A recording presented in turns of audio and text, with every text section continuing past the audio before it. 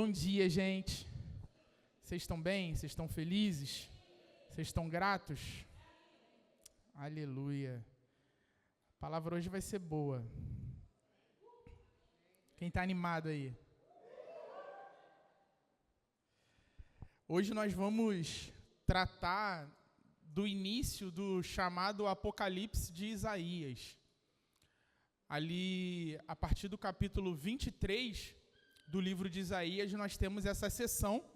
Esse é o nome dado por vários estudiosos para essa seção específica que envolve os capítulos 23, 24, 25, 26 e 27.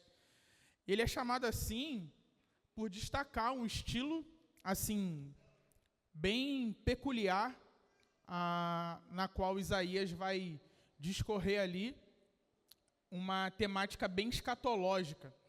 Essa parte do livro de Isaías é considerada uma das mais antigas expressões da literatura apocalíptica do Antigo Testamento. E esses capítulos eles são ricos em profecias a respeito dos últimos dias, com muitas de suas expressões ali servindo como base para a própria escatologia que nós vamos encontrar em Jesus, em Paulo e no próprio livro de Apocalipse. Dos capítulos 24 até o 27, nós veremos resumidamente que o estabelecimento do reino divino é uma bênção para o mundo, né, é glória para Israel, mas ele vai ser precedido por um juízo mundialmente catastrófico conhecido como o dia do Senhor, né, que é grande e terrível. Então, o tema dessa primeira parte que nós vamos estar observando hoje aqui é o triunfo de Deus sobre os seus inimigos em nome de seu povo. E Isaías, então, vai desenvolver esse tema imaginando a destruição de uma cidade, a cidade do caos, que é a cidade do homem, ou seja, o mundo inteiro, da forma na qual nós conhecemos hoje. E o estabelecimento de outra cidade, que é o Monte Sião, a cidade de Deus. E essas duas cidades são pontos contrastantes assim, e focais desse julgamento e restauração a que Isaías aludiu nos oráculos anteriores. Vamos começar lendo o texto, para a gente poder se familiarizar com a palavra, e aí depois a gente vai se aprofundar em cada detalhe dessa profecia. Isaías capítulo 4, dos versículos 1 ao 3. Do 1 ao 23. Ia ser muito rápido se fosse do 1 ao 3, né? Do 1 ao 23. Vocês estão, assim, querendo bastante ouvir a palavra de Deus essa manhã? Por quê? Do 1 ao 24. Não, Isaías 24, do 1 ao 23. Isaías 24, do 1 ao 23. Vocês estão prontos, assim, para a gente falar sobre 23 versículos? Então, mesmo. Que eu pensei em vários momentos, assim, enquanto preparava esse sermão, em pegar só uma parte dele. Mas eu ia lendo, eu falei assim, não, cara, tem que falar tudo que está escrito aqui, que é importante. Aí eu vou tentar ser breve. Precisa não? Estamos em casa? 100 horas para acabar? Amém. Tem ceia hoje ainda.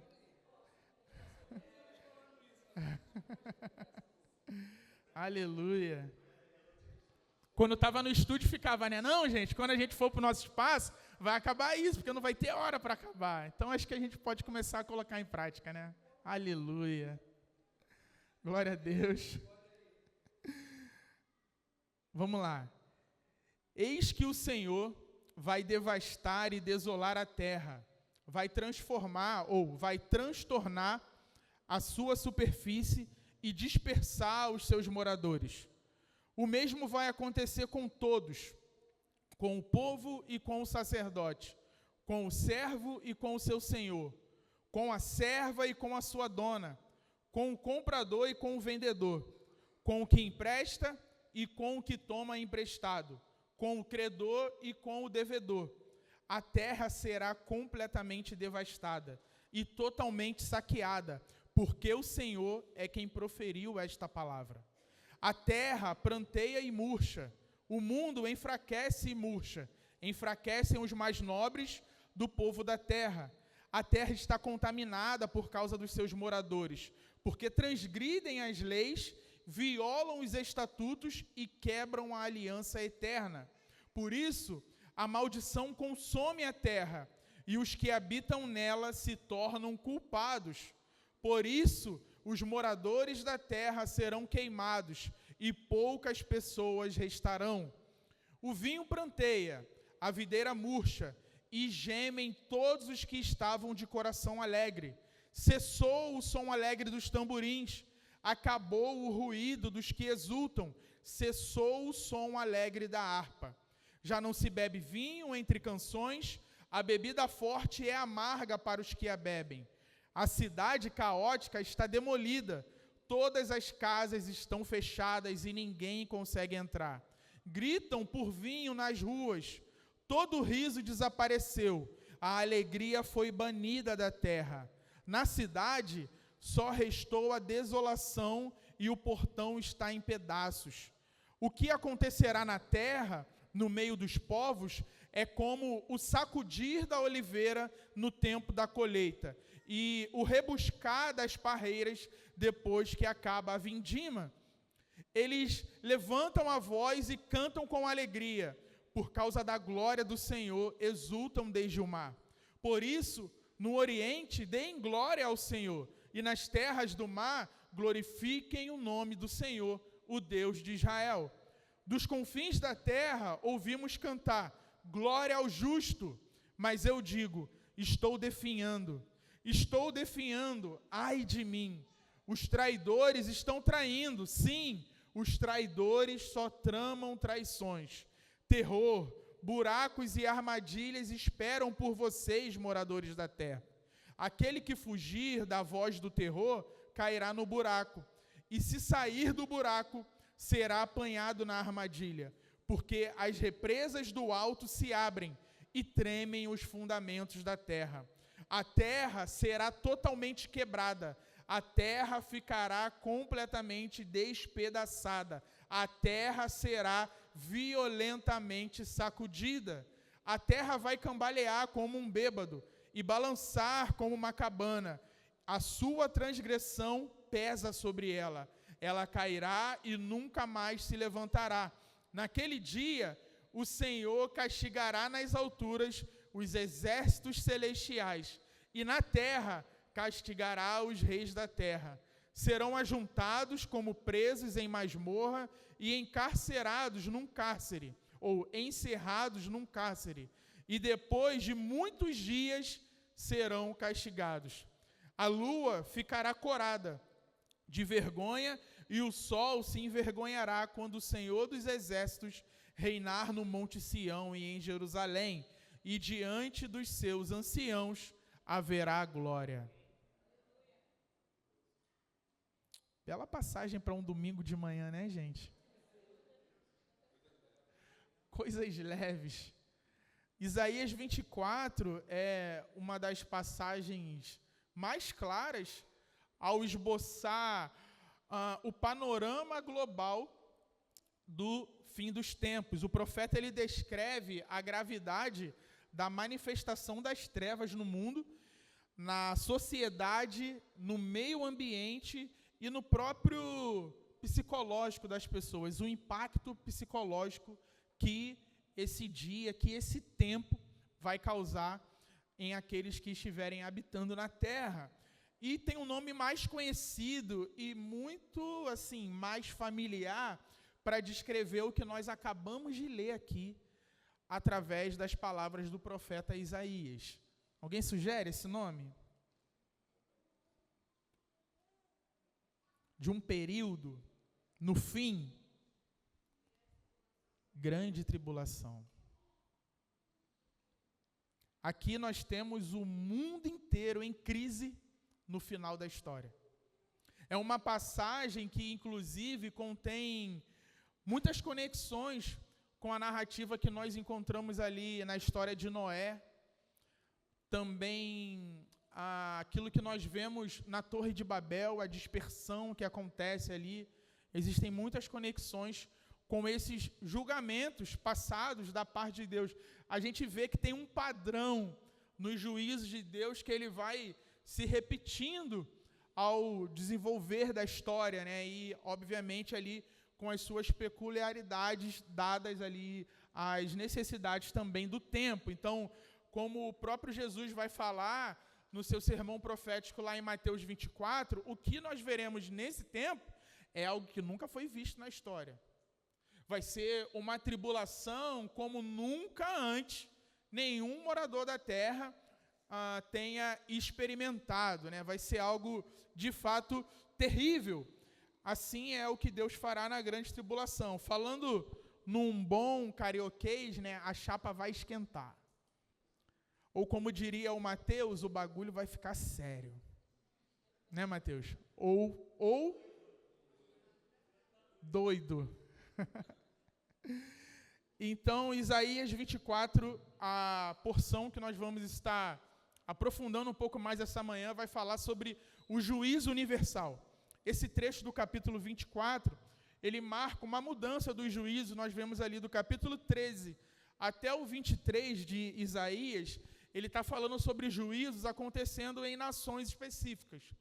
Só que agora, no capítulo 24, há uma mudança. Ele vai falar sobre um juízo global. É algo acontecendo em todas as nações ao mesmo tempo. Então, resumidamente, esse capítulo 24 vai falar de um juízo global devastador. A terra ela está trêmula, profanada pelos seus habitantes. O profeta é bem claro também, nós vamos perceber isso ao nos aprofundar em cada detalhe dessa profecia, que a culpa do juízo que a terra está sofrendo é dos próprios habitantes da terra. Os próprios moradores da terra são a causa do juízo que o mundo inteiro vai experimentar nos últimos dias. E isso aponta para o fim da ordem presente por causa da corrupção humana. E eu li algo esses dias que se conecta muito bem com essa palavra e a necessidade de falar sobre esse tipo de assunto um pouco mais delicado, vamos dizer assim, um assunto não tão agradável e que muitos pregadores preferem nem tocar. Muitas igrejas aí, talvez, num domingo, você não vai ouvir uma palavra como essa, porque é algo que pode assustar as pessoas. É algo que pode... Olha, como você quer uma igreja cheia, você vai ficar falando mesmo esses capítulos aí, dia de domingo? Mas é o que os profetas falaram. É o que nós encontramos ali ao longo de toda a narrativa, e o propósito principal das profecias nós vamos observar no Antigo Testamento, que era o quê? Exortar o povo contra um mal que era eminente, era algo que de fato ia acontecer. Então Deus, por amor ao seu povo, ele comunica essas verdades antes, para quê? Para que o arrependimento possa existir no coração dessas pessoas. Então essa frase ela diz o seguinte: não se pode apreciar a doçura do Evangelho sem antes confrontar a terrível realidade da ira de um Deus santo contra o pecado. Aqui nós temos Deus como um pai que está avisando para o seu filho assim: filho, isso é o que vai acontecer no futuro da humanidade. De que lado você quer estar? Ah, Léo, mas nesse caso Deus não estaria nos atraindo então pelo medo? Não. Ele nos atrai pela verdade. Imagina que você diga para o seu filho o seguinte: filho, está vendo aquele homem ali pedindo esmola? Aquele homem ali era um amigo do papai. Nós crescemos juntos, quando criança nós tínhamos uma relação muito próxima. E o que eu percebi na história dele é que ele nunca ouvia os seus pais, os conselhos que os seus pais lhe davam. E ele teve muitas oportunidades na vida para estudar, para trabalhar, mas ele sempre rejeitou todas essas oportunidades que teve. Acabou se envolvendo com coisas erradas, se envolveu com drogas, e olha o fim dessa pessoa. Se você quiser ter um futuro diferente, meu filho, aproveite bem as oportunidades. Aproveite as oportunidades que você está tendo. Nunca deixe de estudar. E aí, 20 anos depois, você está numa palestra que o seu filho está dando, agora formado, pós-graduado, um grande profissional. E aí o seu filho, um profissional agora renomado, no meio dessa palestra ele faz uma menção honrosa em sua palestra. Então, ele agradece você.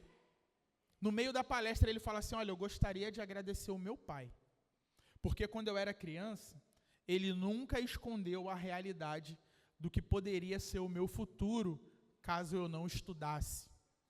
Eu obedeci aos seus conselhos e hoje eu estou aqui. Obrigado, pai. Você ficaria orgulhoso com um discurso desse, sendo pai ou mãe dessa criança? E aí muitos poderiam dizer assim, mas você conquistou a obediência do seu filho pelo medo. Pelo medo não. Foi pela verdade. Pela realidade futura. E ele tinha duas opções, me obedecer ou não. Quantas pessoas não recebem a mesma orientação e não obedecem? Quantas pessoas já não ouviram em suas vidas, olha, isso vai dar errado. E mesmo assim seguiram no caminho da ruína. Então não existe essa história de atrair pelo medo se tratando de Deus. Ele não está falando do bicho papão, de algo que não existe. Ele está falando de uma realidade futura. Mesmo falando de algo terrível, você recebe como amor. Entendem isso? Por isso que João fala assim, o verdadeiro amor lança fora o medo.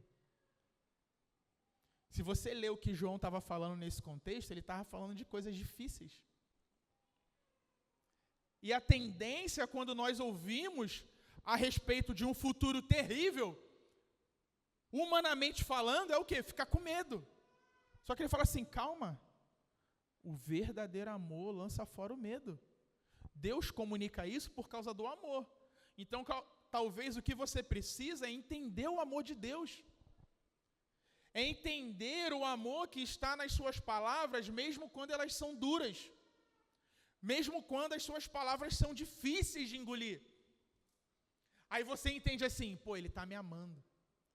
E aí qual é a resposta que nós damos à exortação quando ela vem banhada de amor? Qual é a resposta que nós damos? Obediência. Por quê? A obediência revela o amor. Se você não obedece, você não ama. É isso que diz a palavra. Então, se você entende o que Deus está comunicando, o alerta, e você quer corresponder em amor, não é falando assim, Deus, eu te amo, mas é obedecendo. Não adianta cantar, Deus, eu te amo, e não obedecer a sua palavra. Porque ele está dizendo assim, você está dizendo que me ama, mas você está indo para o inferno. Amar é não querer ver quem você ama num lugar terrível. E aí aquilo que talvez não faça sentido para você hoje, mas você responde em obediência por causa do amor. Por causa do entendimento de quem Deus é, do que Ele vai fazer e de como você precisa se posicionar em resposta a essa revelação. Amém? Isso é o Evangelho. Você ouve uma boa notícia e responde em obediência. O mundo será devastado, mas tem salvação para você. Essa é a mensagem do Evangelho. O mundo será devastado, mas tem salvação para você. Então, existe um julgamento mundial a caminho, é o que nós vemos do versículo 1 até o versículo 6. A ordem mundial, na qual se exalta o pecado humano, como nós vemos hoje, as pessoas falam, nossa, os dias estão difíceis, esse mundo está muito difícil. Gente, isso vai ser aniquilado. Chegará um dia que tudo isso vai acabar. Então o profeta Isaías, ele já inicia essa visão, deixando até mesmo a impressão clara da presença ativa de Deus nessas palavras. Ele começa assim: eis que o Senhor. E eis que o Senhor vai fazer o quê? Vai devastar e desolar a terra, vai transtornar a sua superfície e dispersar os seus moradores. Entendam, ele não vai destruir a terra. Sabe, não é acabar com a terra. Ele vai devastar. Ele vai tornar a terra desolada. Ele distorce a superfície, assim como fez no dilúvio. Ele dispersa os habitantes, assim como fez em Babel. Conseguem perceber esse certo padrão no julgamento de Deus? Na grande tribulação, a população ela vai ficar tão reduzida por causa das convulsões que Deus produzirá na terra, que o mundo vai parecer vazio. John Oswald, o teólogo, declara em seu comentário de 1986, eu sempre gosto de pegar as datas, né, em que eles escreveram isso, para a gente fazer essa relação e ver como hoje essas palavras elas ganham ainda mais peso devido à realidade dos fatos que nós vivenciamos na história. Ele diz assim, em 1986, não é fácil saber quão literalmente essas palavras se cumprirão, mas na atualidade, com as ameaças de catástrofes ecológicas e nucleares, não é difícil imaginar um cumprimento bem literal, e em que, de fato, será o resultado da ganância e cobiça humanas. Em 1986, ele falava de ameaças ecológicas. Para muita gente, quando se falava sobre isso, eu conheci muitas pessoas, até estudiosos mesmo, né, que tinha uma certa voz, assim, até no nosso meio evangélico, que achava que isso aqui era teoria da conspiração. Aquecimento global, teoria da conspiração. O que a gente está vivendo agora? Consequência da pecaminosidade humana. Exatamente isso, a ciência aponta para nós, é verdade. Se essa já era a visão de um teólogo na década de 80, isso certamente está ainda mais evidente em nossos dias. Podemos dizer, pela provação do tempo, ele estava certo. Estamos caminhando para isso. São palavras que precisam nos encher até de confiança, não de medo, porque, cara, de fato Deus está no controle da história. Pois tudo vem acontecendo conforme já foi anunciado há milhares de anos atrás. E aí no versículo 2, ele mostra que isso vai acontecer com todas as pessoas. O povo, o sacerdote, o servo, o senhor, a serva, a sua dona, o comprador, o vendedor. Em outras palavras, ninguém vai ficar de fora. As ações de Deus afetarão todos os indivíduos, todos os tipos de relacionamento, incluindo relacionamentos religiosos, domésticos, comerciais, posições, posse, poder. Nada disso vai fazer a diferença para Deus quando Ele trouxer esse julgamento. Nenhuma posição social vai servir de proteção contra os juízos de Deus. Esse é o recado do profeta, e o recado do livro inteiro conecta exatamente com esse ponto, que é o orgulho humano e Deus não pode coexistir. Não tem como. Como vai dizer o apóstolo Paulo lá em Filipenses 3, quando ele entende essa, né, ou quando ele declara o entendimento dessa impossível conexão, ele diz o quê? Lá no versículo 8 de Filipenses 3, na verdade considero tudo como perda, por causa da sublimidade do conhecimento de Cristo Jesus, meu Senhor. Por causa dele, perdi todas as coisas e as considero como lixo, para ganhar a Cristo e ser achado nele, não tendo justiça própria que procede de lei, mas aquela que é mediante a fé em Cristo, a justiça que procede de Deus baseada na fé.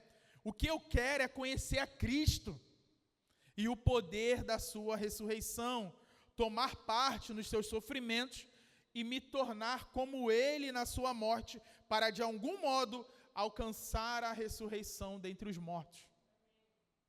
Isso que o apóstolo Paulo entendeu e declara através dessas palavras é o que nós precisamos entender, e é o recado que o profeta Isaías está dando no seu livro inteiro.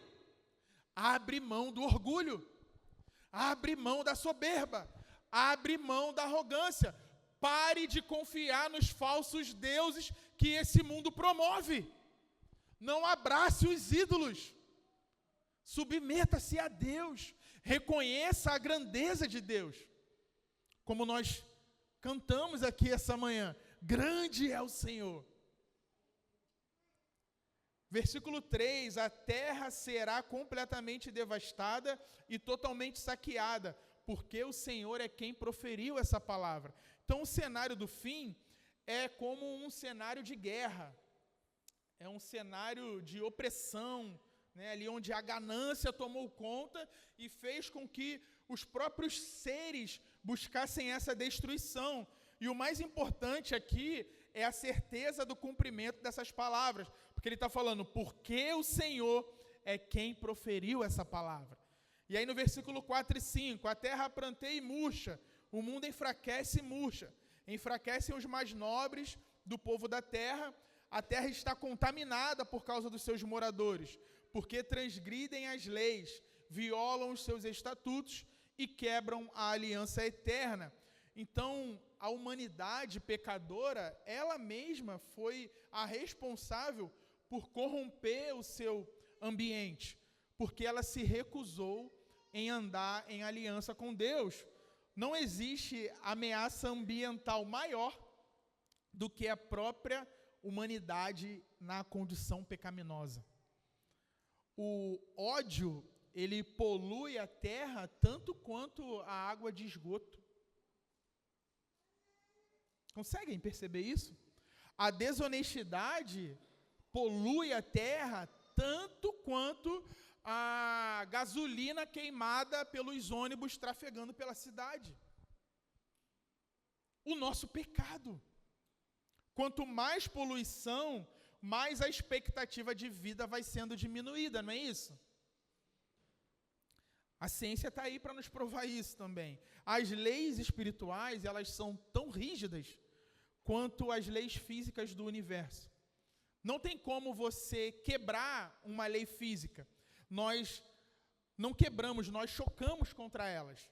Por isso, o amor, a alegria, a paciência, é o oposto, sabe? O fruto do Espírito é o que nós utilizamos para poder o quê? Prolongar um pouco mais essa vida. Quer viver mais um pouquinho? O homem violento, ele pode ter uma certeza, cara, vai viver pouco. O homem sanguinário, o homem que só causa discórdia, a pessoa que decidiu viver uma vida loucamente entregue à ganância, essa vida vai acabar. Então, a ausência, né, dessa graça que Deus nos proporciona através do fruto do Espírito, é algo que acelera o processo de deteriorização da vida, né? A vida vai acabar muito mais rápido quando não se está presente essas características. É o que o profeta, então, está chamando aqui de contaminação da terra. Consegue entender? Versículo 6, por isso a maldição consome a terra, e os que habitam nela se tornam culpados. Por isso os moradores da terra serão queimados, e poucas pessoas restarão. Aqueles que pecam são culpados diante de Deus e sofrem julgamento devido a eles. O que o profeta está dizendo em outras palavras? Vai morrer muita gente. Biblicamente podemos afirmar que pelo menos metade da população mundial vai morrer durante os julgamentos do selo e da trombeta ali na tribulação. Apocalipse 6, versículo 8, fala assim: Vi então, e eis um cavalo amarelo. O seu cavaleiro se chamava Morte, e o inferno o estava seguindo. E lhes foi dada autoridade sobre a quarta parte da terra para matar a espada, pela fome, com a mortandade e por meio dos animais selvagens da terra. Então aqui nós temos a quarta parte morrendo. E aí em Apocalipse 9, 15, diz assim: Então foram soltos os 4 anjos que se achavam preparados para a hora, o dia, o mês e o ano, para que matassem a terça parte da humanidade. Então, em 2 versículos aqui eu já mostrei para vocês a quarta e a terça. Só sobra 2. Imagina que você tenha, num determinado período ali, 1000 seguidores no Instagram. E aí, conforme esses juízos vão acontecendo, aí você vai olhar lá no Instagram, entre os seus 1000 seguidores, você vai falar assim: caraca, 500 é tudo morto. Já não está mais aqui. Tem noção disso? De uma hora para outra você olhar assim: gente, o que está acontecendo com as pessoas? Jesus, ao falar desse tempo, ele diz assim, lá em Mateus 24, 22, porque nesse tempo haverá grande tribulação, como nunca houve desde o princípio do mundo até agora, e nunca, jamais haverá. Não tivessem aqueles dias sido abreviados, ninguém seria salvo. Mas por causa dos escolhidos, tais dias serão abreviados. E aí o que nós vemos na sequência, dos versículos 7 até o 13 de Isaías, acabou a festa.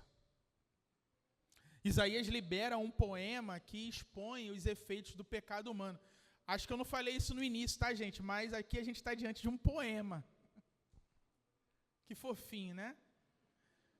Versículo 7, o vinho pranteia, a videira murcha, e gemem todos os que estavam de coração alegre. Que poema legal. O vinho que as pessoas usam para escapar ao sentir os efeitos dos pecados, acabará por ser ineficaz. Não vai mais fazer o efeito que fazia. Aqueles que estavam alegres, embriagados, agora eles estão sóbrios e gemendo. Versículo 8, cessou o som alegre dos tamborins, acabou o ruído dos que exultam, cessou o som alegre da harpa. Um comentarista dizia que esse versículo aqui, ele aponta para o cenário tipo de um festival numa grande cidade, Oktoberfest, carnaval na região dos lagos, os bloquinhos da Zona Sul, vamos pensar nesse cenário aí. E aí, o que ele está falando? Essas festas, elas são sinônimo de barulho, de agitação. E aí o profeta está declarando aqui, não tem mais bebida e música para manter o ânimo das pessoas celebrando. Cessou o som alegre dos tamborins. Acabou o ruído dos que exultam. Cessou o som alegre da harpa.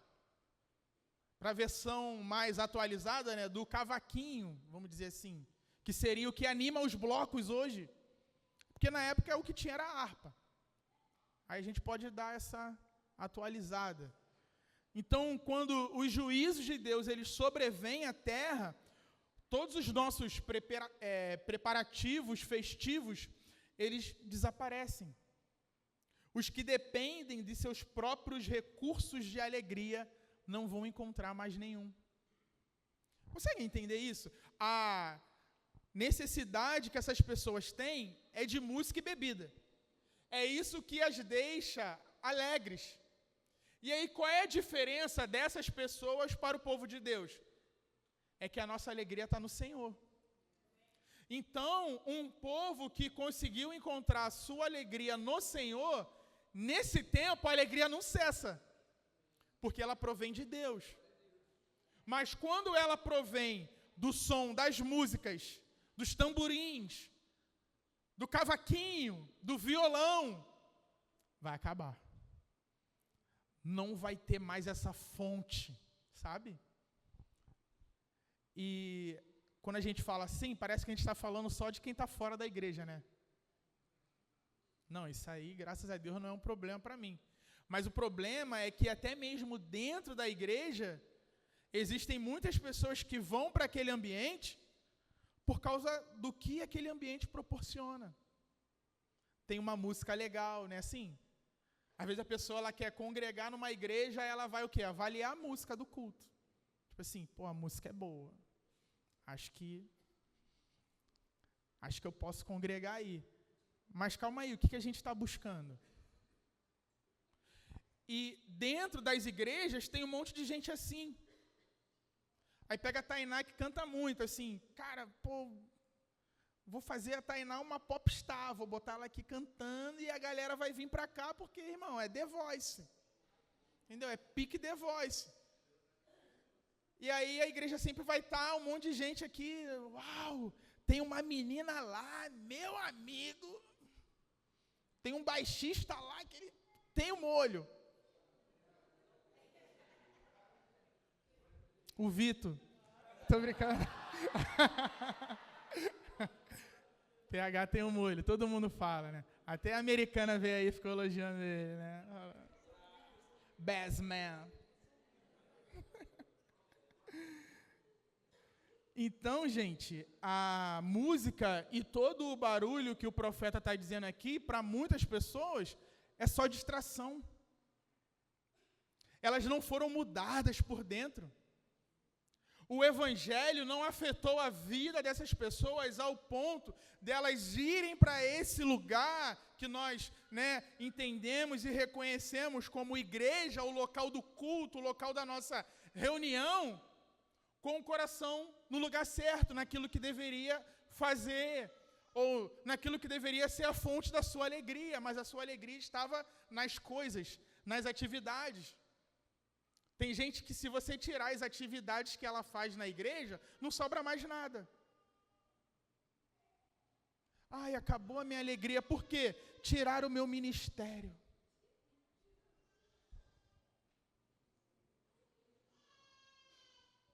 Não pode tirar Deus. O Espírito, não é assim? Senhor, não retire de mim o teu Espírito. O resto tem que ser resto. Essas coisas não podem roubar o nosso coração. Porque quando essas coisas roubarem os nossos corações, nesse tempo, quando vai sair música, vai sair bebida, vai sair tudo, vai sobrar o quê? O que fica depois da música? O que fica depois da... Meu Deus, esse tapete do inimigo, filho.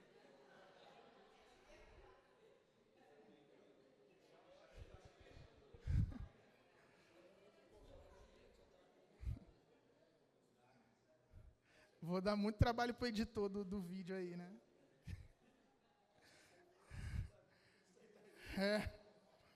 É que o Davi, gente, eu vou abrir aspas aqui. O Davi, ele reclamou comigo sábado, ele falou assim, cara, quando você prega, você anda muito. Atrapalha ali. Eu falei, pô, irmão, vou tentar ficar mais contido. Ele, você tem que ser mais presbiteriano, tal. Botar aquele microfone aqui, né? Ficar... Aí ele fez a armadilha do tapete.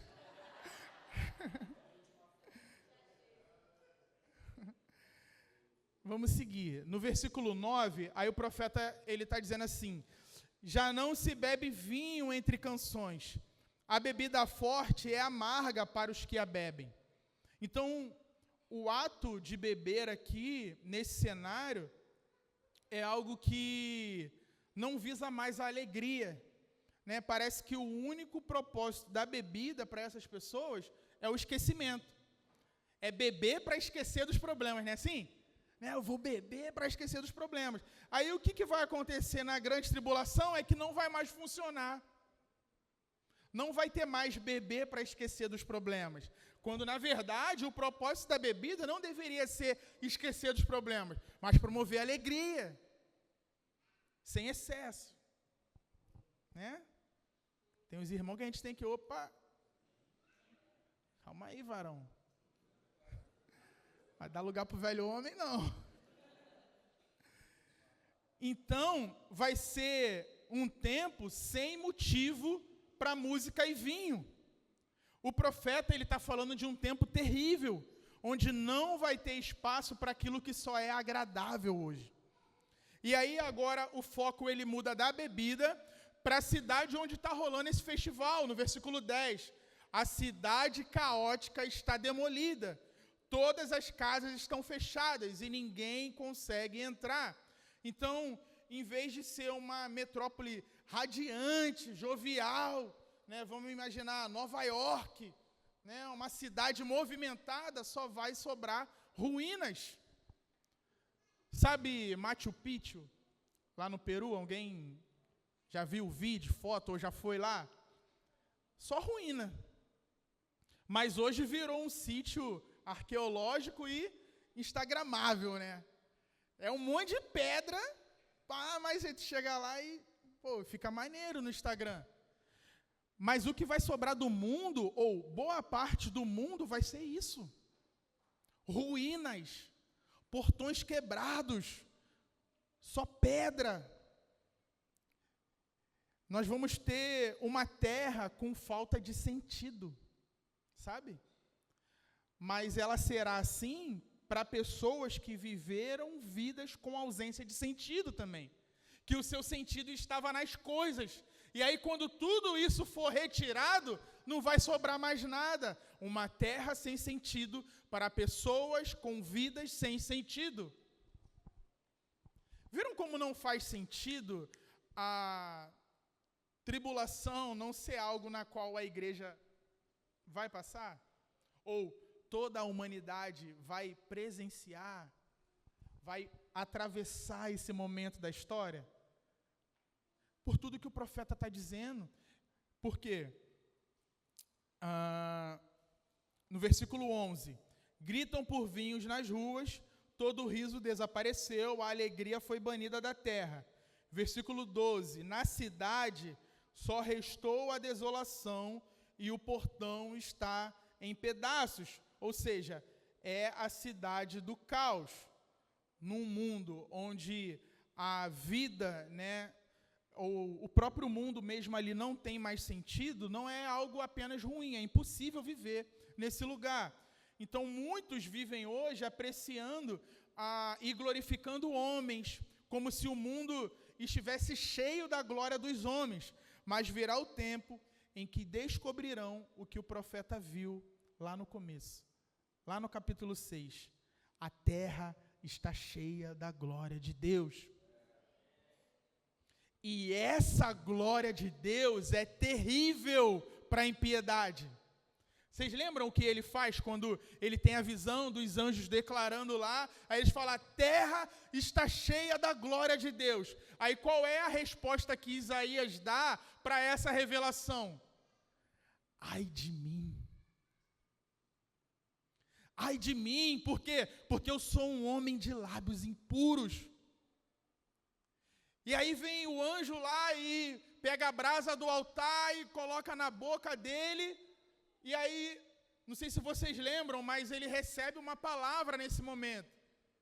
E a palavra diz mais ou menos assim, ó, a impiedade foi removida. Agora você está salvo. Em outras palavras, você foi salvo. E aí, o que Isaías vai dizer na sequência? Eis-me aqui. Eis-me aqui. A resposta da revelação da sua salvação é obediência. Qual é o plano do Senhor? Eis-me aqui, vamos. Vamos. Então conseguem entender que a terra está cheia da sua glória é algo bom e terrível. Para a impiedade é terrível, ai de mim, a terra está cheia da sua glória. Mas para os obedientes, para os filhos de Deus, para aqueles que estiverem andando em retidão, vai ser, eis-me aqui, Senhor. Vamos celebrar, vamos exultar, porque a terra está cheia da glória de Deus. Aleluia! Aleluia, amém! Então esse tempo tem que ser um tempo de alegria para nós. O nosso trabalho é esse, é mostrar assim, gente, a hora de se arrepender é agora.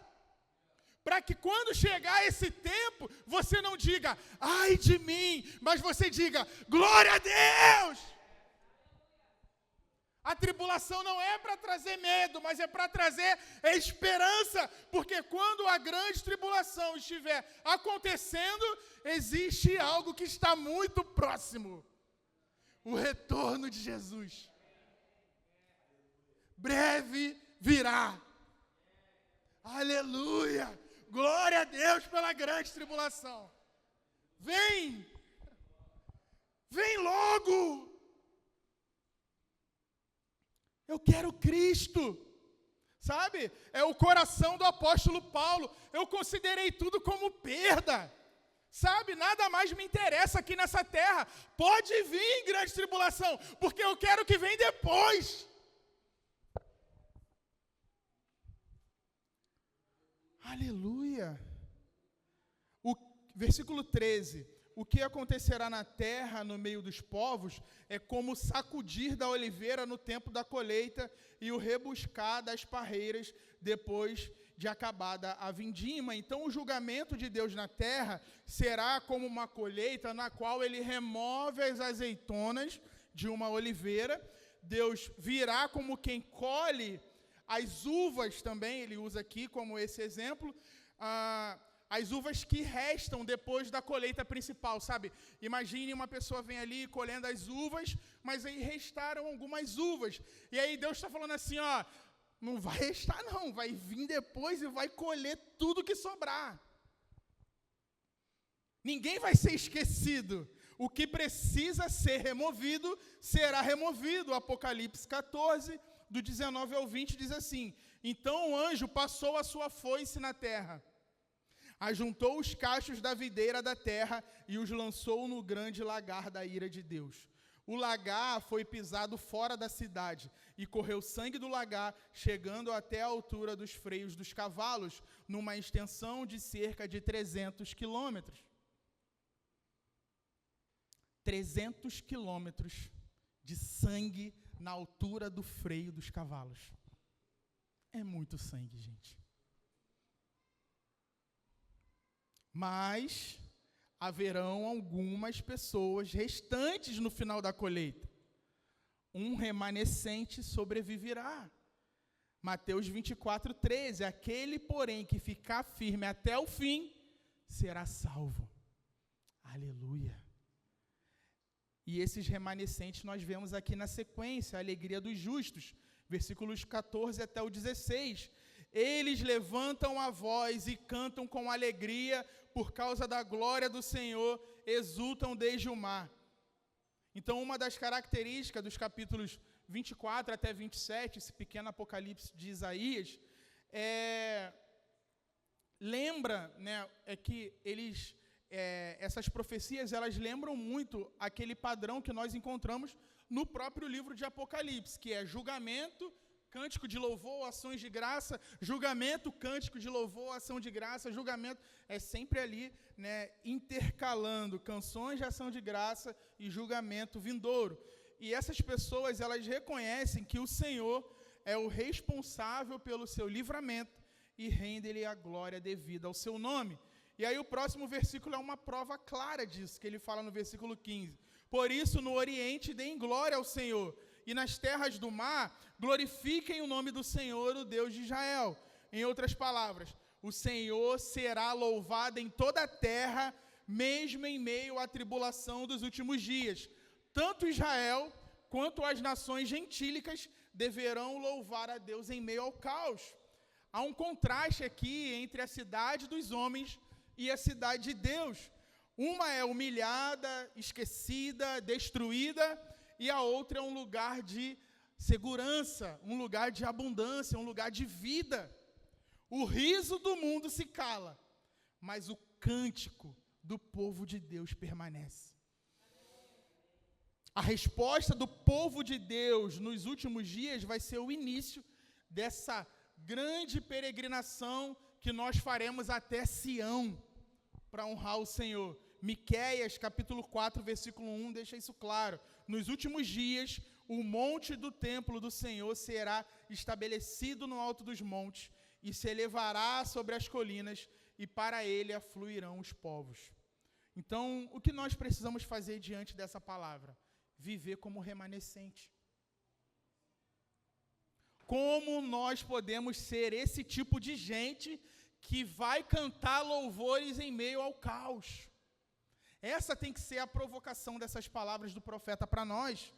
Isso implica viver com uma perspectiva eterna, encontrando a nossa alegria não nas circunstâncias, mas na majestade e justiça de Deus. É um chamado para sermos uma contracultura de adoração em um mundo que geme. Sabe, o mundo está gemendo, está murmurando, mas a gente consegue adorar. Ai, as coisas estão dando errado, mas a gente consegue adorar. Por quê? Porque a nossa alegria, ela não procede das circunstâncias, dos acontecimentos do mundo. Ela procede de Deus.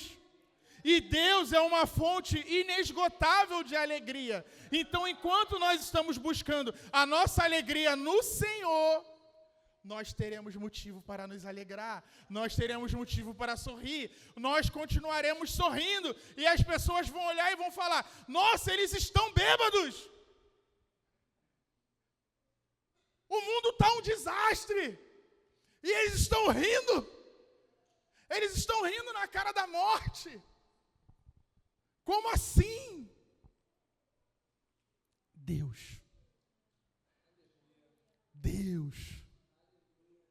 Precisamos estar firmados em Deus. A nossa alegria tem que proceder de Deus. Gente, quando a gente entender isso de verdade, eu duvido você chegar aqui o dia que for, o domingo que for, a quinta, ou entrar no estudo de cara amarrada. Por quê? Porque a minha alegria está em Deus. Ah, mas a minha esposa brigou comigo, mas a minha alegria está em Deus. Ah, mas o meu patrão, mas a minha alegria está em Deus. Ah, o meu vizinho. Não, porque você não conhece o meu vizinho. Cara, a minha alegria está em Deus. Não são as circunstâncias, não são, sabe, a ação das pessoas que vai roubar o meu riso. Por quê? Porque o meu riso procede do Senhor. Aleluia! Aleluia!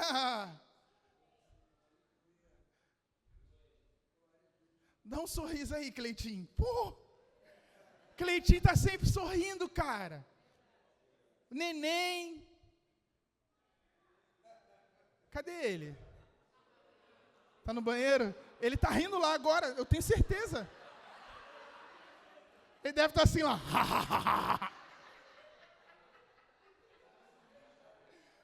Ele vai sair sorrindo, daqui a pouco vocês vão ver. Ah lá. Falei. Eu sabia, cara.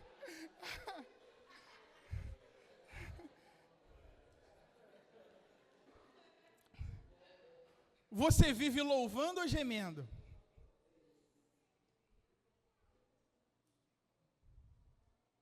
À medida que o profeta ele contemplava, né, essa mensagem a respeito do fim, essa visão, ele também sentiu a dor dos outros, sabe? Essa questão do sorrir não significa uma insensibilidade com a dor alheia.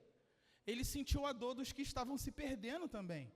Isso fica claro no versículo 16, ele fala assim, ó: dos confins da terra ouvimos cantar, glória ao justo.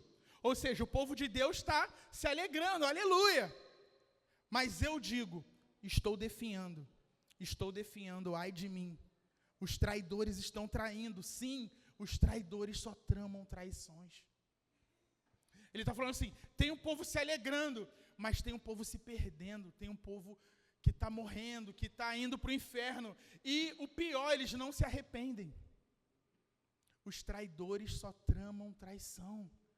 Ele está assim, eu tô sentindo essa dor, cara. Por quê? Porque não há arrependimento neles, mesmo com tudo que está acontecendo no mundo. Eles não se arrependem. E aí é a outra parte que nós precisamos buscar, o coração do profeta. É o coração que se compadece. É o coração que sente a dor do outro. Sabe, eu estou me alegrando. Cara, mas eu estou sentindo a dor desse cara. E aí entra o lamento, entra a intercessão, sabe? Entra a oração que se coloca nesse lugar, que se coloca no lugar do outro. Esse é o equilíbrio. Esse é o equilíbrio que nós precisamos para os últimos dias. Nós vamos nos alegrar, mas nós vamos chorar também. Nós vamos lamentar, nós vamos interceder. Nós vamos querer ainda assim continuar alcançando os perdidos. É isso que a graça faz no nosso coração. Não gera arrogância, sabe? Eu estou aqui porque eu sou seguidor de Deus. Não, cara. Eu estou chorando porque tem um monte de gente indo para o inferno. E eu vou falar até o fim, cara. Eu vou orar, eu vou interceder, eu vou pregar, eu vou exortar até o fim. Eu não vou desistir dessas pessoas até que o meu rei venha a tempo. A tempo. Eu não vou desistir de ninguém nessa jornada. Eu falo isso para todos vocês, né, inclusive. Sempre que nós conversamos, eu sempre deixo isso claro. Meu amigo, não importa. Porque você errou, porque você... Cara, eu não vou desistir de você. Se você desistir de mim, amém. Mas o meu papel é não desistir de você. Eu vou até o fim. Se arrepende, cara. Se arrepende. Vamos viver uma vida na qual a gente consiga, de fato, glorificar o nosso Deus, porque Ele é digno. Ele é digno.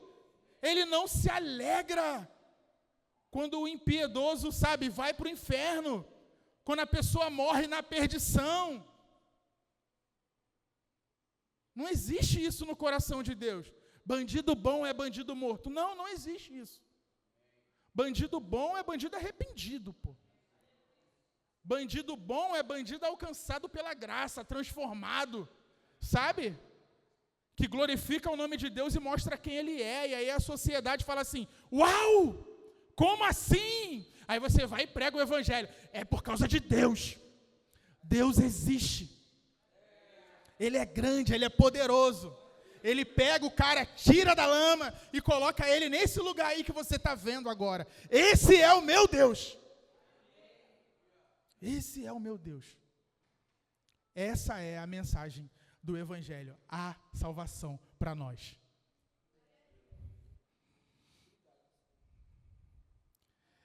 E partindo lá para o versículo 17, a gente vê que o juízo ele vai se estender além de Israel por toda a terra.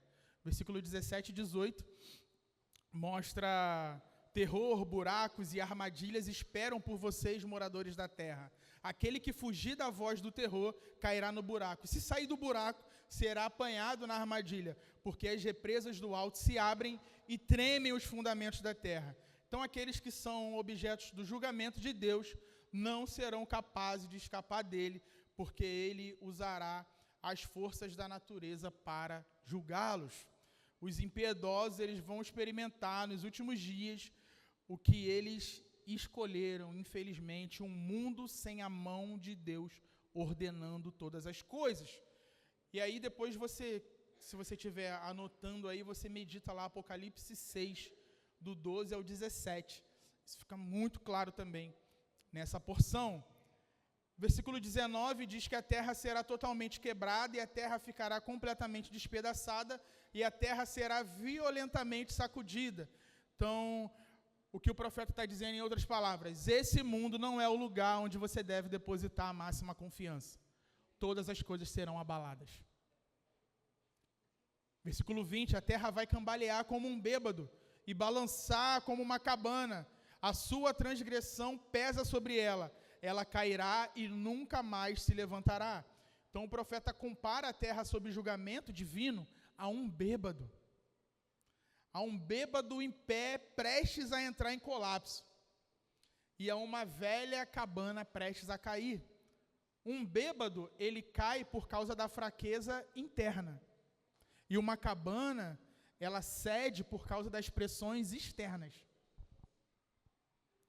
Então, o fim da terra, ele é evidenciado como um colapso total. Sabe? É interno e externo. Não importa o que alguém creia sobre as origens da terra. Ninguém crê que esse planeta tem duração infinita. Você pode ligar o jornal lá e as pessoas sempre vão especular sobre quanto tempo essa terra vai durar ainda? Por isso que a questão para cada ser humano é: será que há algo ou alguém infinito a quem poderemos nos recorrer quando esse galho que nós estamos nos apoiando cair? Quem se apoiaria num bêbado ou confiaria numa cabana para se proteger de um furacão? Tá vindo um furacão, aí tu vê um bêbado assim, tu, pô, me ajuda aí. Ou então você vê aquela cabana de camping, né, aí tu, opa, cara, vai dar ruim. Essa é a mensagem do profeta. Você está se apoiando em quem? Em quem? Em quem você confia? Em quem você tem depositado a sua confiança? O que tem te abalado hoje? Isso tem te abalado hoje? Cara, então você não está pronto para o que virá amanhã. Versículo 21, naquele dia o Senhor castigará nas alturas os exércitos celestiais, e na terra castigará os reis na terra. Quando Deus trouxer julgamento universal sobre o mundo novamente, Ele punirá soberanamente todas as autoridades infiéis, tanto no reino celestial, quanto no reino terreno. Ou seja, vai pegar todo mundo, principado, potestade, forças espirituais do mal, nas regiões celestiais, prefeito, governador, presidente, senador, ministro, todas as autoridades que não estiverem apoiadas em Deus vão cair. Versículo 22, serão ajuntados como presos em masmorra e encerrados num cárcere, e depois de muitos dias serão castigados. E muitos seres celestiais já estão presos na masmorra agora mesmo. Abre Judas aí, versículo 4. Olha o que ele diz.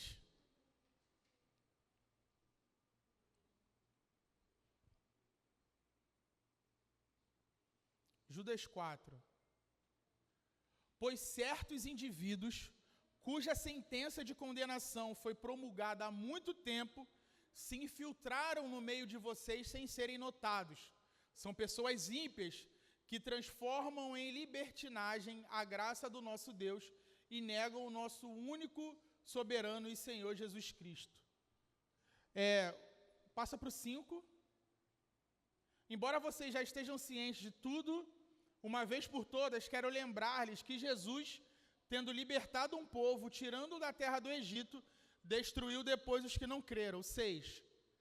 E a anjos, aí ele está falando de seres celestiais, e a anjos que não guardaram seu estado original, mas abandonaram o seu próprio lugar, ele tem guardado sob trevas, em algemas eternas, para o juízo do grande dia. Então essa masmorra que o profeta Isaías está dizendo, já tem gente lá, ou anjos lá. E eles já estão presos, amarrados para o juízo dos últimos dias. E Judas vai dizer que eles estão nesse lugar para servir de exemplo. Sabe? Eles foram deixados como exemplo, ó, tá vendo? É isso que vai acontecer, seja com potestades do ar, ou seja com principados terrenos, nos últimos dias, quando o Senhor vier. É para esse mesmo lugar que vão todos esses governantes que acham que, hoje eles acham que são alguma coisa. Mas Deus vai mostrar que eles não são nada. Todos os que habitam na terra, cujo nome não foi escrito no livro da vida, vão para esse lugar. Inclusive essa passagem, para muitos teólogos, é a imagem de referência para o que a gente tem lá em Apocalipse 20. Apocalipse 20, do 1 ao 3. Deixem anotado aí também para depois vocês meditarem.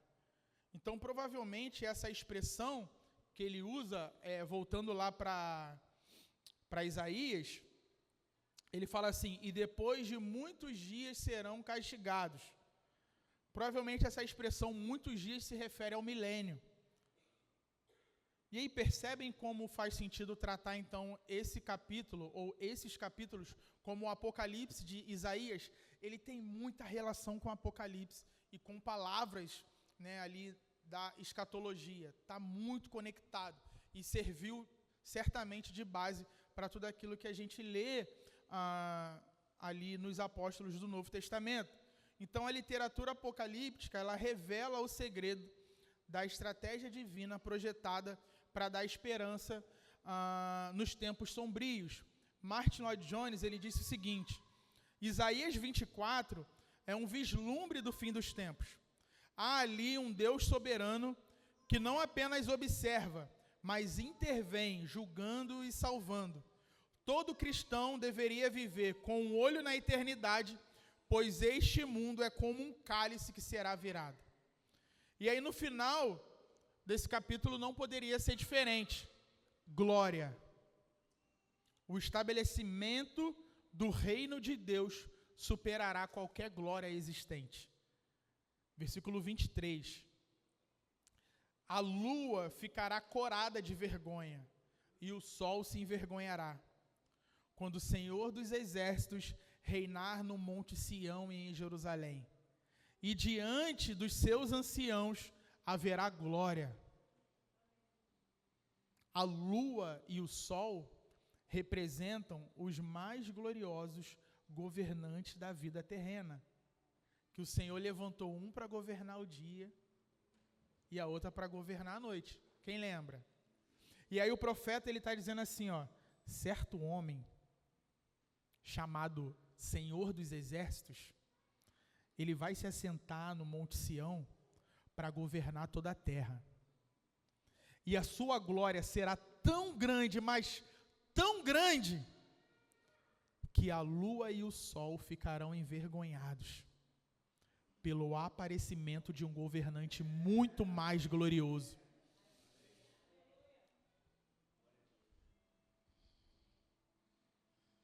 Apocalipse 21, 23. A cidade não precisa do sol nem da lua para lhe dar claridade, pois a glória de Deus a ilumina e o Cordeiro de Deus é a sua lâmpada. O capítulo 24 de Isaías é um golpe frontal no orgulho humano. A tendência de exaltar a nós mesmos, as nossas realizações, essa é a raiz do pecado que contamina a terra. A aplicação que nós encontramos aqui é um chamado à humildade e ao reconhecimento da soberania de Deus em todas as áreas da nossa vida.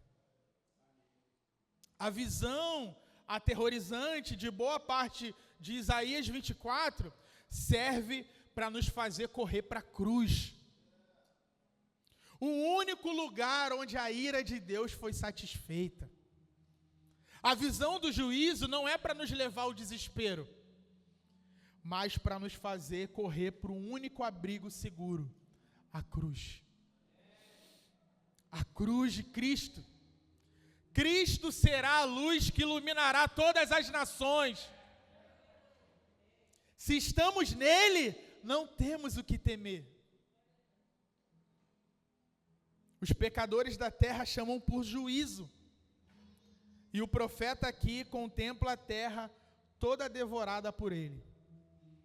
Mas observe, quando Deus humilha o mundo, é para exaltar o seu próprio nome e tornar-se o refúgio dos que o temem. Graças a Deus, nós temos um juiz que toma o nosso lugar. Cristo é o juiz que deixa a bancada e toma o lugar do réu. Ele desce ao banco dos réus para receber a punição em nosso lugar.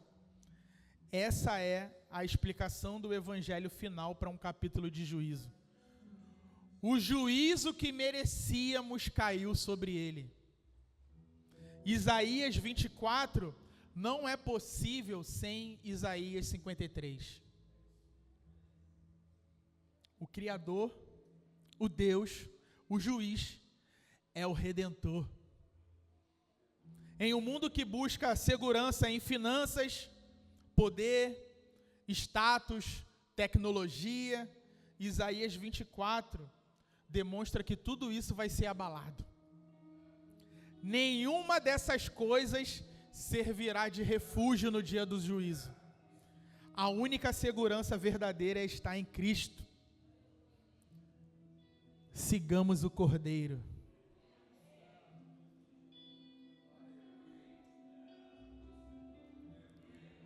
Sigamos o Cordeiro.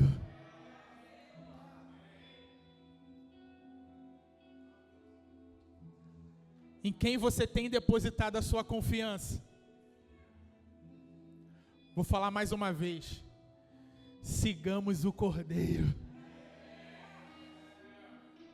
Obrigado, Jesus.